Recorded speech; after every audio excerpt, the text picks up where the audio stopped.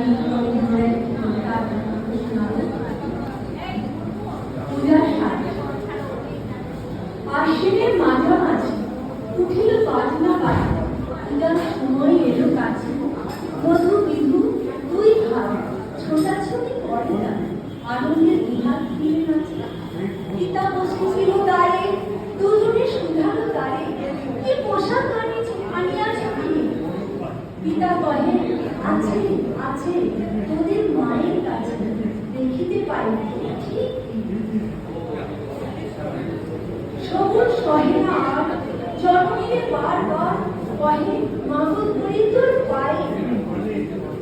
বাবা আমাদের তরে কি কিনে এনেছে ঘরে, একবার দে না মা দেখাই। ব্যস্ত দেখি হাসিয়া মা, দুখানি ছিটের জামা দেখাইল, করিল আদর। মধু কহে, আর নেই? মা কহিল, আছে একজোড়া ধুতিও চাদর। রাগিয়া আগুন ছেড়ে কাপড় ধুলায় ফেলে কাঁদিয়া কহিল, চাহি না মা। রায়বাবুদের উকিল পেয়েছে ঝরে তুলি, বুঝলাটা সাথী নেই জামা। মা কহিল, মধু ছি ছি, কেন কাঁদো মিছামিছি? গরিব যে তোমাদের বাপ, এবার হয়নি ধাপ। কত গেছে লোকসান, পেয়েছে কত দুঃখটা। তবু দেখো বহু পেয়েছে তোমাদের ভালোবেসে, সাধুমতো এনেছে কিনে।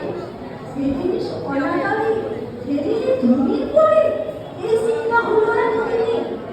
কিছু বলে, এই কাপড় পছন্দ হয়েছে, এই জামা পরা সময়। মধু শুনে হাত থেকে ঘর ছেড়ে জুতো হয়ে গেল রায়বাবুদের গাড়ি। সেটা মেলা লোক জড়ো, রায়বাবু ব্যস্ত করো, দালানে সাজাতে গেছে রাত।